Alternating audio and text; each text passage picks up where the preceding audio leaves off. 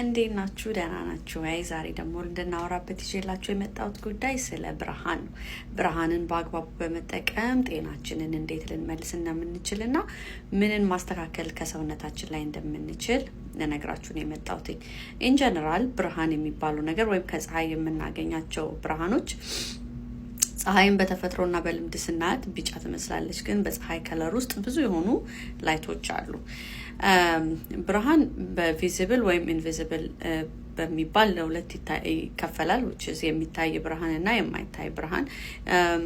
ብርሃን በሶስት አይነት መልኩ ስናየው ደግሞ ለምሳሌ ይሄ ኤክስሬ ላይ የምናገኘው ብርሃን አለ፣ ጨረር ሰውነታችንን የሚጎዳ ወይም ዳሜጂንግ የሆነ ብርሃን ያንን አቮይድ ማድረግ አለብን።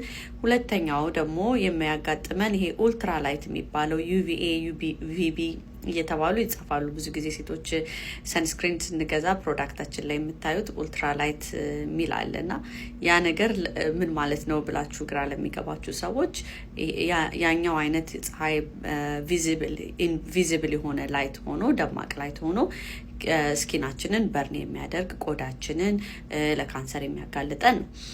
ከዛ በተጨማሪ ግን በጣም ዛሬ ፎከስ አድርገን እንድናወራበት የሚፈልገው ብርሃን ይሄ ሬድ ላይት ቴራፒ ወይም ይሄ የቀይ ብርሃን የሚሉት ብርሃን ነው። በሚታየውና በማይታየው መካከል ወይም የሚታየው ደማቁ ቀይ ብርሃን ፌድ እያደረገ በመጣ ቁጥር የሚያሳየው ያቺ በመሃል ላይ ያለችው ቀይ ብርሃን እሷ ነች ዛሬ እንደ ቴራፒ ተብሎ ሬድ ላይት ቴራፒ ብለው የሚጠቀሙበት። እንደሆነም አይታችሁ ከሆነ አንዳንድ ቦታ ላይ ይሄ የፊት ማስክ ሆኖ ቀይ ማስክ ምናምን ይሸጣል እና ለምንድን ነው ብላችሁ አስባችሁ ለማታውቁ ሰዎች ስለሱ በጣም በዲቴል አወራላችሁ ነው የመጣሁት። እንደሆነም አንዳንድ ቦታ ላይ ደግሞ ኢንፍራሬድ ሳውና የሚባል አለ። ኢንፍራሬድ ሳውና ብዙ ጊዜ የላይት ፍሪክሽንን ፈጥሮ የሚያልፍ ቀይ ብርሃን ሆኖ ሰውነታችን ስዌት እንዲያደርግ የሚረዳን ነው። ሬድ ላይት ቴራፒ ለምን ያገለግላል መሰላችሁ? ቆዳችን ለሚጨማደድብን ሰዎች የእርጅና ምልክት ይሄ እንደ ኮሌጅን ማለት ነው። ሁለተኛ ፀጉራችን አላድግ ብሎ አልጠቀጠቅ ሲል የቀይ ላይት ቴራፒ ኮፍያዎች አሉ አሁን የሚመጡ። እኔ ሪኮመንድ የማደርገው የፉል ባዲውን ቤዱን ነው which is very expensive ግን አሁን በኮሜርሻል ደረጃ እንደ ጂም ሜምበርሺፕ የሬድ ላይት ቴራፒ ሜምበርሺፕ እየተጀመረ መጥቷል።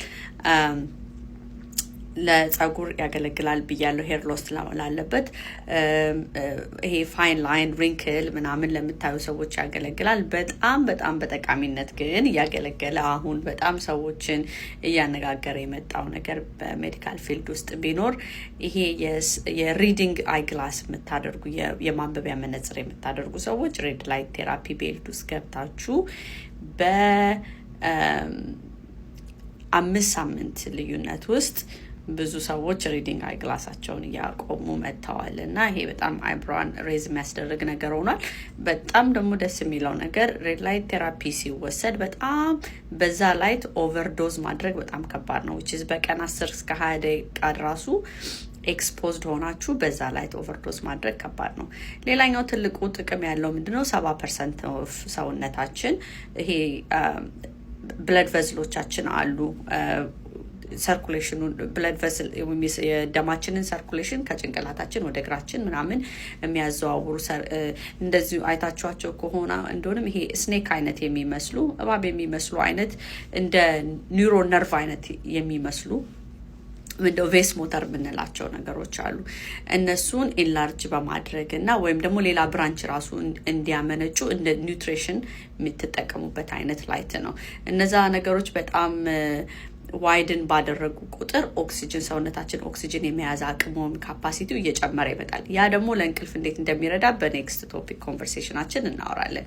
በሬድ ላይት ቴራፒን ግን መውሰድ የምትፈልጉ ሰዎች ክራይቴሪያዎች አሉት የምታዩበት። ለምሳሌ ይሄ 110 ቮልቴጅ አውትሌት ቤታችን ውስጥ ያለው አውትሌት ማለት ነው ሶኬት በሱ ፓወር የሚደረጉት ብዙ ጊዜ ኤፌክቲቭ አይደሉም። ኮሜርሻል ግሬድ መፈለግ አለብን። እስከ ወደ 220 ዋት የሚወስዱት ቮልቴጆች ላይ ፕለግ የሚደረጉት ናቸው በጣም አሪፎቹ። and at the same time ደግሞ ከዌቭሌንግዙ ወይም እንትኑ ጨረሩ የሚያልፍበት ወደ ሰውነታችሁ ከ680 እስከ 910 ዌቭሌንግዝ ቢሆን በጣም በተመራጭነት ይፈለጋል at the same time ያ ሌንግዝ ጨረሩ ወደ እናንተ ሰውነታችሁን በሚነካችሁ ሰዓት ይሄ ከርቀት ኤክስፖዝድ መሆን ሳይሆን ከቅርብ ሆናችሁ ጨረሩ እናንተ ሰውነት ነክቶ ውስጥ ከገባ በኋላ ስፕሬድ የሚያደርግ ጨረር ሲሆን ሞር ፓወር አለው ቀይ በጣም ደማቅ ቀይ ላይትም አይደለም ፌድድ ያረገ ላይት ነው ያነዛ ደግሞ ላይት ቦልቦቹ ደግሞ ይሄ ከትልልቆቹ የበለጠ አነሳነስ ያሉ